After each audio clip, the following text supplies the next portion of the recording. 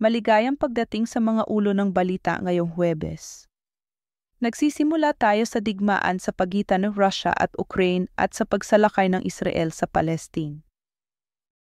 Isang pagpupulong sa pagitan ni Putin at Trump ay napagkasunduan sa prinsipyo para sa susunod na linggo, isang opisyal ng Kremlin ang nag-anunsyo noong Huwebes. Kasabay ng isang deadline mula sa White House para sa Russia na ipakita ang progreso sa pagtatapos ng digmaan sa Ukraine.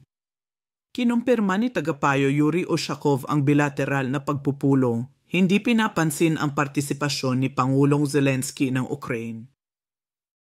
Iniulat ng mga otoridad sa kalusugan sa Gaza na tumaas na sa 177 ang mga namatay dahil sa gutom, kalahati rito ay mga bata, habang natutugunan na ang mga threshold ng tagutom. Nagbabala ang ACE tungkol sa isang kalamidad kung saan 6,000 aid trucks ang nakaharang sa mga border at ang mga airdrop ay itinuturing na hindi sapat.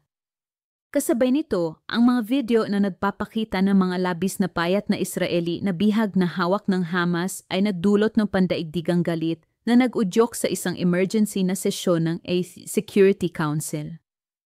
Kinondena ni Chief Guterres ang mga video bilang isang hindi katanggap-tanggap na paglabag sa dignidad ng tao na sumasalamin sa sariling krisis sa gutom ng Gaza.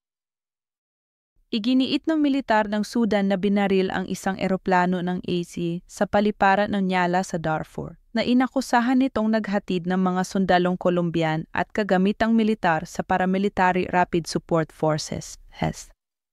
Inakusahan ng hukbo ang ICE sa paggamit ng paliparan para armasan ang IHES mula noong Abril 2023.